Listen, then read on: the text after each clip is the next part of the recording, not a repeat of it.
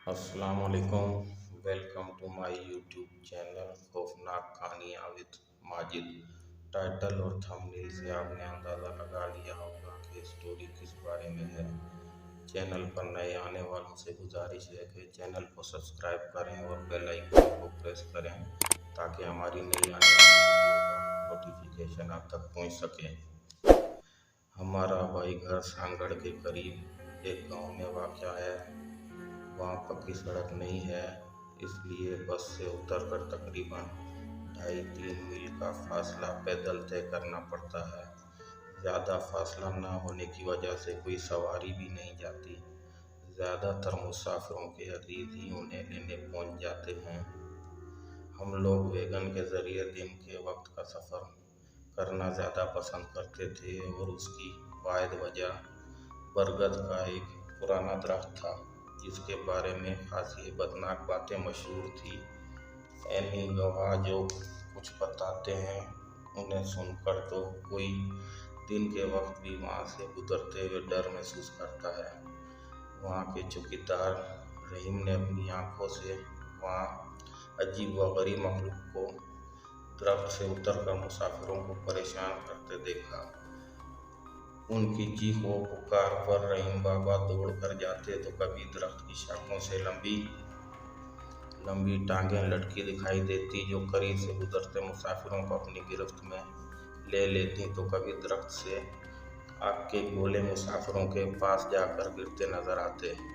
इसके अलावा शाखों पर अक्सर तोइल कामद लोग भी मंडलाते देखे जाते।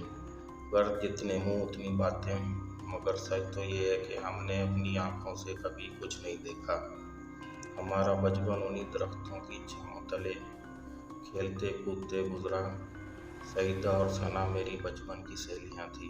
हमारे घर दूर दूर वाक़या थे, लेकिन हम रोज़ाना ही मिलते और अक्सर खेलते खेलते उस दरख्त के पास पहुंच जाते। मैं वो डरपोक थी, इसलिए जल्द वापसी के लिए जोर देने लगती, लेकिन सईदा गजब की निडर लड़की थी। वो दरख्त के नीचे जाकर खड़ी हो जाती और चिल्लाकर कहती, अगर भूत के बच्चे हो तो यहाँ आकर मुझसे मुकाबला करो। फिर मैं और सना उसे घसीट कर वहाँ से ले आया करती। मेरी और सना की हमेशा यही कोशिश होती कि हम उस तरफ की तरफ ना जाएं। हम कुछ बड़े हुए और स्कूल भी शुरू हो गया तो बाहर निकलना मना हो गया। जब मैं 5वीं क्लास की तलबा थी तो बाबा का मीरपुर खास तबादला हो गया और कुछ अरसे बाद हम सबको अपने साथ ले आए और वहीं मकान बनवाकर मुस्तकिल सकूनियत इख्तियार कर ली। इस तरह मेरे बचपन की वो जान से भी प्यारी सहेलियाँ मुझसे दूर हो गई। बाबा ने नए स्कूल में दाखिला दिलवाया तो वहाँ नई सहेलियाँ बन गई, मगर छुट्टियों में जब दादा दादी से मिलने गांव जाते तो मादी के सारे रंग फिर से इर्द गिर्द बिखरने लगते। सईदा और सना ने हैदराबाद हॉस्टल में दाखिला ले लिया। पढ़ाई के दौरान सईदा ने जूडो कराटे में दिलचस्पी लेना शुरू कर दी और सना के साथ तरबियती सेंटर जाने लगी। सना थोड़ा बहुत सीखने के बाद सेंटर जाना छोड़ दिया, मगर सईदा को हमेशा से खेल कूद में दिलचस्पी रही थी। उसने सेंटर नहीं छोड़ा। जब हम इकट्ठे होते तो बड़ी शेखियाँ बिखेरती और कहती, एक दिन मैं मुल्की सतह के जूडो कराटे के मुकाबलों में हिस्सा लूँगी। मैं उससे पूछती, ये फजूल सा शौक तुम्हारे किस काम आएगा? जवाब में वो कहती, बचपन में जब हम बरगद के उस दरख्त तले जाया करते थे तो तुम दोनों बरगद के भूत से बहुत डरा करती थी और मैं कई दफ़ा वहाँ खड़े होकर भूत को ललकारती थी। तब मुझे एहसास होता था कि दरख्त पर कोई मौजूद होता है। मैंने उसी वक्त सोच लिया था कि जूडो कराटे ज़रूर सीखूंगी और फिर इस भूत पर आजमाऊंगी। सईदा की बातें सुनकर मुझे हंसी आ जाती। जब हमारे पास फ़ोन आ गए तो रास्ते फिर से गहरे हो गए। अब हम कॉलेज पहुंच चुके थे। 2-4 छुट्टियां होती तो हम मोबाइल पर प्रोग्राम सेट करके गांव पहुंच जाते और मिलकर छुट्टियां एंजॉय करते थे। यानी हम दोबारा यकजान तीन कलब हो चुके थे। जिस दिन यह वाक़या रहनुमा हुआ, मेरे इम्तिहान हो रहे थे, सारे पेपर हो चुके थे, सिर्फ इस्लामियात का पर्चा देना बाकी था जो 4 रोज़ के बाद था। मैं तनदेही से पेपर की तैयारी कर रही थी कि अचानक गांव से दादा का फ़ोन आया। उन्होंने बताया कि दादी की तबीयत अचानक ख़राब हो गई है और वो हमें याद कर रही हैं। दादा ने कहा हो सके तो फ़ौरन गांव पहुंच जाएं। अबू कराची में थे, दादा ने उन्हें भी फ़ोन कर दिया। वो कराची से बराह रास्त गाँव पहुँच रहे थे। इस खबर ने हमारे होश उड़ा दिए थे। हमने जल्दी जल्दी उल्टी सीधी तैयारी की। मैं और मेरी बड़ी बहन अक्सा, अम्मा और भाई, हम चारों रवाना हो गए। दिल में ख्याल आया कि सईदा और सना को अपने आने की इत्तला दे दूँ। फिर सोचा कि इम्तिहान की वजह से वो मुझे दूसरे दिन ही वापस आना होगा और खुदा जाने दादी की तबीयत कैसी हो। अगर मौका मिला तो उनसे मिल लूँगी। वो दोनों इम्तिहान से फारिग होकर गांव में आ चुकी थीं। मेरी उनसे मुलाकात का इंतज़ार दादी की तबीयत पर ही था, इसलिए उन्हें अपनी आमद की इत्तला देना मुनासिब नहीं समझा और अफरा तफरी में दादी को देखने चल पड़े। बदकिस्मती से रास्ते में हमारी वैन खराब हो गई। ड्राइवर और कंडक्टर ने काफ़ी देर उसे ठीक करने की कोशिश की, लेकिन जब मायूस हो गए तो किसी दूसरी वैगन में मुसाफिरों को शिफ्ट करने के लिए सड़क पर आती जाती बसों को रोकने लगे। मगरिब का वक्त भी गुजर गया, फिर भी कोई सवारी ना मिली जो इतने सारे मुसाफिरों को ले जा सकती। इक्का दुक्का लोग उनमें सवार होकर आगे चले गए। क्योंकि हम 4 लोग थे इसलिए वहीं खड़े हुए थे। इशा के करीब एक खटारा सी बस हमारे सामने आकर रुकी। ड्राइवर ने जैसे तैसे करके हमें सवार करवा दिया और जब हम अपने गांव के स्टॉप पर उतरे तो खासी रात हो चुकी थी। गांव में तो वैसे ही शाम के बाद सन्नाटा तारी हो जाता था और लोग अपने अपने घरों में बंद हो जाते थे। हम बस से उतरकर पैदल चल पड़े तो अम्मा ने मशवरा दिया कि लंबे वाले रास्ते से चलते हैं। रात में बरगद के दरख्त के वाला शॉर्टकट लेना मुनासिब नहीं। मगर भाई राजी नहीं हुआ। वो 15 वर्ष का हो चुका था और बचपन से बरगद के दरख्त के किस्से सुनता चला आ रहा था, मगर उन पर यकीन नहीं रखता था और महमजोई तो वैसे ही इस उम्र का हिस्सा होती है। वो कहने लगा, नहीं, हम इसी रास्ते से जाएंगे, भूतों से मैं खुद निमट लूँगा। खैर, उसके इसरार पर हम चल पड़े। मैं तो बचपन से उस दरख्त से डरती थी, मेरी हालत देखने वाली थी। मुझसे तेज चला भी नहीं जा रहा था। जैसे ही वो दरख्त करीब आया, मैंने दिल में आयात का वर्द तेज कर दिया।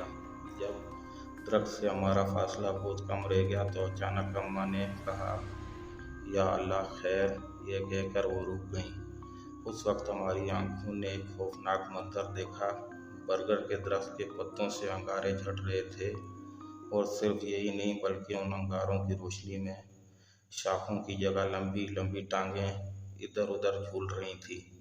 कभी वो लंबी होकर आगे को लिपटने लगती और कभी पीछे। ये देखकर भाई भी डर कर वहीं रुक गया। मैंने चीख मारी और पीछे मुड़कर दौड़ लगा दी। अम्मा मुझे आवाज़ें देने लगी मगर मैंने मुड़कर नहीं देखा। अचानक किसी ने मेरा हाथ पकड़ लिया। यसरा, रुको, कहाँ भाग रही हो? ये सईदा की आवाज़ थी। मैं ठहर गई। वो सईदा ही थी। वो अपना मखसूस स्कार्फ पहने वहाँ खड़ी थी। मैंने सोचा कि कहीं ये भी उस छलावे का रूप ना हो, क्योंकि सुनते आ रहे थे कि छलावे अपना रूप बदल लेते हैं। ये सोचकर मैं खौफजदा अंदाज में उससे अपने हाथ छुड़ाने लगी तो वो बोली, तुम अभी तक वैसी ही डरपोक हो जैसी बचपन में होती थी। चलो मेरे साथ, आज मैं उस भूत से जूडो कराटे करके रहूँगी। मैंने यकीन कर लिया कि ये सईदा ही थी। उस वक्त कुछ पूछने की हिम्मत नहीं हुई। वो मेरा हाथ पकड़े आगे ले आई। यहाँ अम्मी और अक्सा और भाई साथ सहमी खड़ी थी। सईदा ने उन्हें भी हौसला दिया। अम्मा ने पूछा, सईदा बेटी, तुम यहाँ कैसे और इस वक्त? क्या सना भी तुम्हारे साथ है? सईदा ने कहा, खाला सना का एक्सीडेंट हो गया है, वो हैदराबाद के अस्पताल में दाखिल है। मैं उसी के पास जा रही थी कि यसरा मिल गई। अम्मा ने तफसील पूछनी मुनासिब नहीं समझी और बोली, इतनी रात को लड़कियों का तन्हा सफ़र करना नहीं चाहिए। उसने मुस्कुराकर जवाब दिया, अम्मा मेरे जुडो कराटे किस दिन काम आएंगे? मैं ब्लैक बेल्ट हूँ और अभी इसका मुजाहरा आप देख लेंगी। मैं सन्ना के हादसे का सुनकर भी परेशान थी। सईदा ने कहा, अम्मा आप सब मेरे पीछे पीछे आ जाएं, डरें मत। लोग इनसे जितना डरते हैं ये और डराते हैं। उसने अपना बैग कंधे पर रखा और आगे आगे चल दी।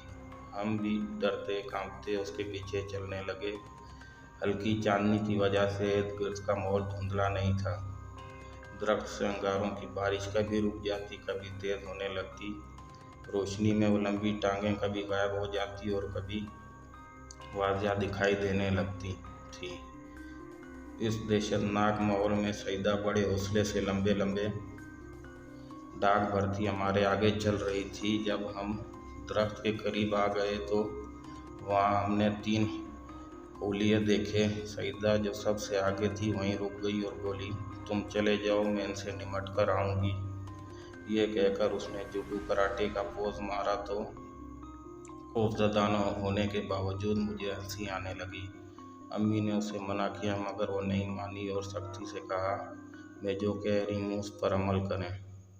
मैं अपनी हिफाजत कर सकती हूँ, ये मेरा कुछ नहीं बिगाड़ सकते। ये कहकर वो दरख्त की तरफ बढ़ी और हम दौड़ते हुए उस दरख्त से आगे निकल गए। जब हमने काफ़ी आगे निकल कर देखा तो दरख्त से चिंगारियाँ बरसना रुक चुकी थी और सईदा दरख्त के नीचे खड़ी हाथ से इशारा कर रही थी कि हम आगे चलते जाएं। कुछ ही देर बाद हम अपने गांव में दाखिल हो गए। भाई को डरा हुआ था। अम्मा ने इसरार किया कि सईदा का इंतज़ार करें, मगर भाई की हालत देखकर हम रुक न सके। अम्मा ने कई बार मुड़ मुड़ कर देखा, वो नज़र न आई। हमने सोचा कि उसे हैदराबाद जाना था, वो चली गई होगी। सईदा वाकई बड़ी निडर और बहादुर लड़की थी। हम दादा के घर पहुंच गए। दादी की तबीयत संभल गई थी। हमने अल्लाह का शुक्र अदा किया। मुझे फिर सना का ख्याल सताया कि जाने उसे क्या हादसा पेश आ गया। खाने के दौरान मैंने दादाजी से पूछा, दादाजी ये सना का एक्सीडेंट कैसे हुआ? क्या उसको ज़्यादा चोटें आई हैं? दादा ने मुझे देखा और कहने लगे, तुम्हें किसने बताया? मैंने सबको मना किया था कि तुम्हें अभी कुछ ना बताएं, मगर इन लोगों के पेट में कोई बात नहीं रह सकती। मैंने कहा, दादा जान मुझे घर वालों से कुछ पूछने का मौका ही कहाँ मिला है। रास्ते में मुझे सईदा मिली थी, उससे पता चला है। दादा ने हैरानी से कहा, सईदा कहाँ मिल गई तुम्हें? वो भी रात के उस वक्त? जवाब में अम्मी ने उस वाक़े का तफसीली जिक्र किया कि किस तरह बरगद के दरख्त के नीचे आग बरस रही थी और लंबी टांगें और ओलिए झूल रहे थे। सईदा ने बहादुरी से हम सबको उनके शर से बचाया। वो सना से मिलने के लिए हैदराबाद जा रही थी। घर में यह बात सुनकर सन्नाटा सा छा गया। दादा ने पहले चंद पुरानी आयात पढ़ी और फिर कहने लगे, सईदा और सना वैगन से गाँव आ रही थी कि उसका हादसा हो गया। सईदा तो मौके पर जाँ बाक हो गई। सना शदीद जख्मी थी मगर अब वो बेहतर है। हमने ये खबर तुमसे छुपाई थी ताकि तुम यकसोई से इम्तिहान दे सको। सईदा अब दुनिया में नहीं रही। 10 रोज़ पहले उसे दफन कर दिया गया और उसकी तदफीन में हम शरीक थे। ये वो वाक़या है जिसे मैं तो क्या मेरी फैमिली का कोई भी शख्स उम्र भर नहीं भुला पाएगा। मैं सना से मिलने हैदराबाद गई और उसे यह वाक़या सुनाया तो उसने सिर्फ इतना ही कहा, यसरा वो वाकई तुमसे बहुत मोहब्बत करती थी। अल्लाह के बेद अल्लाह ही जाने, मगर सईदा की मौत ने सना को हद दर्जा संजीदा और खामोश कर दिया है और मैं बीते 5 बरसों से उस वाक़े को फरामोश नहीं